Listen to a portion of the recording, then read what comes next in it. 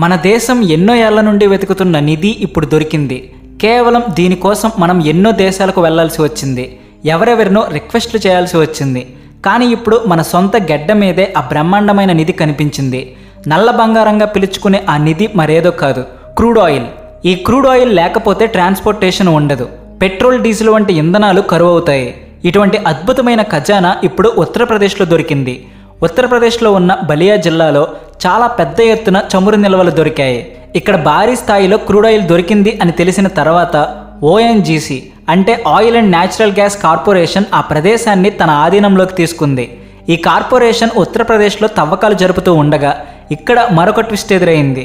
అదేంటంటే కేవలం crude oil మాత్రమే కాదు, న్యాచురల్ గ్యాస్ కూడా దొరకడం విశేషం. ఇప్పుడు కొత్తగా అందుతున్న న్యూస్ ఏంటంటే ఈ క్రూడ్ ఆయిల్ న్యాచురల్ గ్యాస్ ద్వారా ఇండియా ఎంతో లాభాన్ని ఖచ్చితంగా గడించబోతుంది. ఉత్తరప్రదేశ్ ఇండియాకి ఒక గొప్ప బంగారు బాతులాగా మారబోతుంది. అందుకనే ఉత్తరప్రదేశ్లో తవ్వకాలు వేగవంతం చేశారు. ఇక్కడ ఎంత స్థాయిలో క్రూడ్ ఆయిల్తో పాటు న్యాచురల్ గ్యాస్ మనకు దొరుకుతూ ఉంది అంటే మనం విదేశాల నుండి దిగుమతి చేసుకునే న్యాచురల్ గ్యాస్ని కూడా ఆపేయవచ్చు. మనం ఇక మీదట ఎవరి మీద ఆధారపడాల్సిన అవసరమే లేదు. మనకి ఈ దిగుమతులకు ఎంతో డబ్బు ఖర్చు చేయాల్సి వస్తుంది. ఇక మీదట మనకు డబ్బు ఆదాతో పాటు మనమే వేరే దేశాలకు సరఫరా చేసినట్లయితే ఈ క్రూడ్ ఆయిల్ మనకు ఎంతో ఆదాయాన్ని కూడా పట్టుకు వస్తుంది. ఈ స్టోరీలో పూర్తి డీటెయిల్స్ ఏంటో ఈ వీడియోలో తెలుసుకుందాం. అంతకంటే ముందు మీరు మా ఛానల్ సబ్స్క్రైబ్ చేసుకోకపోతే వెంటనే సబ్స్క్రైబ్ చేసుకోండి. ఉత్తరప్రదేశ్ భూభాగంలో దొరికిన ఈ అద్భుతమైన నల్ల బంగారం మన దేశ భవిష్యత్తును మారుస్తుంది అని మీకు అనిపిస్తుందా? అయితే కామెంట్ సెక్షన్లో జై హింద్ అని రాయడం మర్చిపోకండి. ఈ వీడియోని లైక్ చేసి మరికొంతమందికి ఈ వీడియో చేరేలా మాకు సపోర్ట్. ఉత్తరప్రదేశ్లో చమురు బావులను తవ్వుతున్నారు.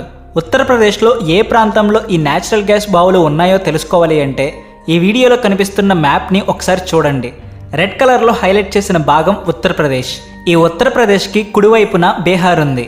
ఇది భారతదేశ సరిహద్దు రాజ్యాలలో ఒకటి.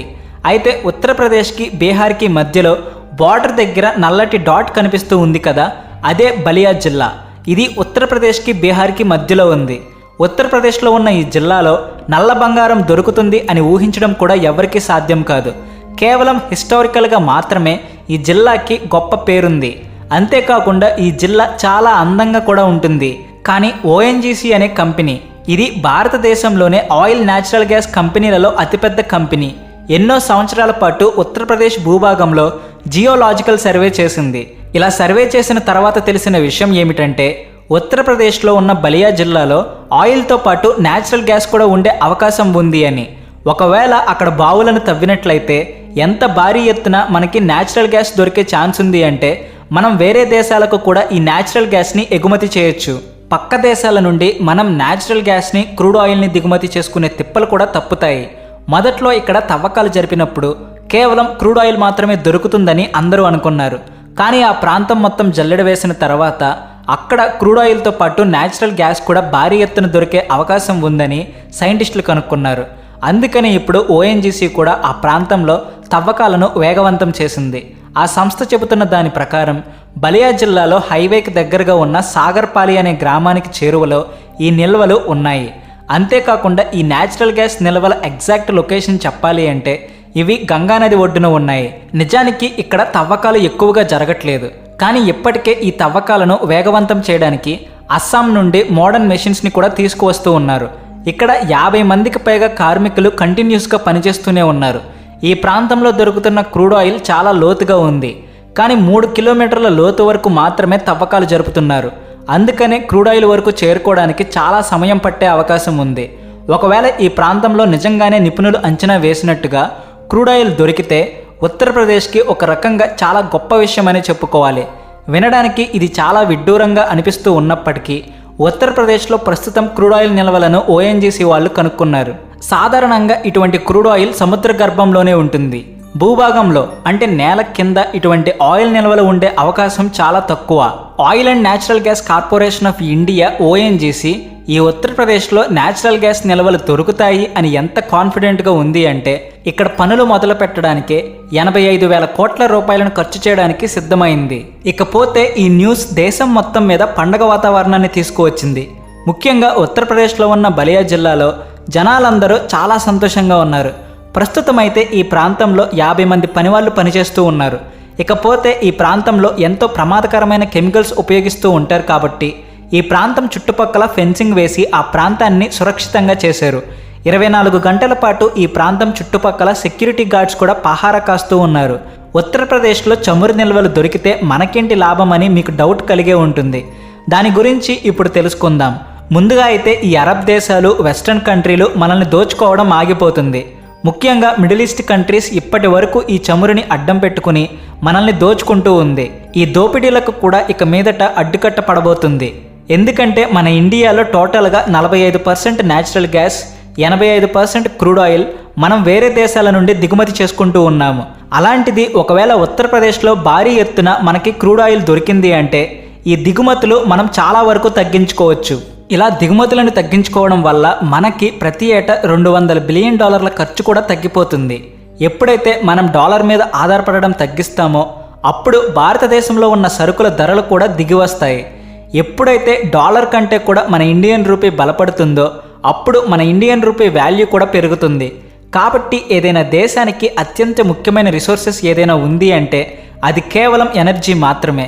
ఈ ఎనర్జీ లేకపోతే మనమే కాదు, కార్లు, లారీలు వంటి మోడర్న్ వెహికల్స్ కూడా నడవవు. సింపుల్గా చెప్పాలి అంటే ఎనర్జీ లేకపోతే ఈ ప్రపంచమే ఆగిపోతుంది. మనం ఆహారాన్ని తిని ఎనర్జీ సంపాదించుకుంటాము, కానీ ఎలక్ట్రానిక్ కాంపోనెంట్స్కి, మిషనరీస్కి, డిజిటల్ కాంపోనెంట్స్ను ఆపరేట్ చేయడానికి ఈ ఎనర్జీ కావాల్సి ఉంటుంది. ఇది మనకి రకరకాల సోర్సెస్ నుండి లభిస్తుంది. ఇలా డిఫరెంట్ సోర్సెస్ నుండి దొరికే ఎనర్జీని 2 భాగాలుగా డివైడ్ చేస్తారు. వాటిల్లో మొదటిది రెన్యూవల్ ఎనర్జీ. ఇది సోలార్ ఎనర్జీతో పాటు విండ్ ఎనర్జీ. ఎందుకంటే ఈ శక్తిని మనం ఎంత వాడుకున్నా సరే తరగదు. సన్లైట్ నుండి మనకు శక్తి లభిస్తూనే ఉంటుంది. పైగా గాలిని ఉపయోగించి శక్తిని ప్రొడ్యూస్ చేయడం వల్ల మనకు ఎలాంటి వాతావరణ కాలుష్యం కూడా జరగదు. అతి తక్కువ ఖర్చుతో ఎక్కువ ఎనర్జీని సంపాదించుకోవడానికి ఈ 2 చాలా ఉత్తమ మార్గాలు. ఇక రెండవ energy non renewal energy. Natural gas, బొగ్గు, క్రూడ్ ఆయిల్ వంటివి ఈ సెక్టార్లో వస్తాయి. వీటిని ఎక్కువగా వాడడం వల్ల ఏదో ఒక రోజు ఇవి పూర్తిగా నశించిపోతాయి. అయితే వీటిని ఉపయోగించడం చాలా సింపుల్ కాబట్టి ఎన్నో సంవత్సరాల నుండి మనం ఇలాంటి ఎనర్జీ సోర్సెస్ మీద మాత్రమే డిపెండ్ అవుతూ ఉన్నాము. కానీ ఇప్పుడు మన దేశంలో కనిపెట్టిన ఈ న్యాచురల్ గ్యాస్, క్రూడ్ ఆయిల్ మన దేశ భవిష్యత్తును మార్చబోతుంది. ఇప్పటికే మన దేశంలో ప్రపంచంలోనే అత్యంత పెద్ద రిఫైనరీలు ఉన్నాయి. వాటిలో జామ్నగర్ రిఫైనరీ ఒకటి. మనం ప్రతి ఏటా 240 మిలియన్ టన్నుల క్రూడ్ ఆయిల్ రిఫైన్ చేస్తూ ఉన్నాము. మన దేశానికి పక్కనే ఉన్న దేశాలతో పాటు యూరోపియన్ దేశాలకు కూడా మనం రిఫైన్ చేసిన క్రూడ్ ఆయిల్ నుండి వచ్చిన పెట్రోల్, డీజిల్ వంటి ఇంధనాలను ఎక్స్పోర్ట్ చేస్తూ ఉన్నాం. కానీ అంతకంటే ముందు మనం వేరే దేశాల నుండి క్రూడ్ ఆయిల్ కొనుగోలు చేయాల్సి వస్తుంది. ఆ క్రూడ్ ఆయిల్ని రిఫైన్ చేసి కాస్త లాభం పొందుకుని దానిని మనం వేరే దేశాలకు ఎక్స్పోర్ట్ చేస్తూ ఉంటాం. వాహనాల్లో ఉపయోగించే సిఎన్జి దగ్గర నుండి వంటకి ఉపయోగించే ఎల్పిజి వరకు ఈ న్యాచురల్ గ్యాస్ నుండే మనం ప్రొడ్యూస్ చేస్తూ ఉంటాం. కానీ ఎప్పుడైతే మన దేశంలోనే భారీ స్థాయిలో ఈ చమురు నిల్వలు ఉంటే ఇక మనకి పండగే పండగ. ఈ వీడియో మీద మీ అభిప్రాయాన్ని కామెంట్ సెక్షన్లో చెప్పండి. అలాగే వీడియో నచ్చితే వెంటనే లైక్ చేసి షేర్ చేయండి. అలాగే మీ ఫ్రెండ్స్ అండ్ ఫ్యామిలీ మెంబర్స్కి కూడా మా ఛానల్ రికమెండ్ చేయండి. Please like and share and also thanks for watching.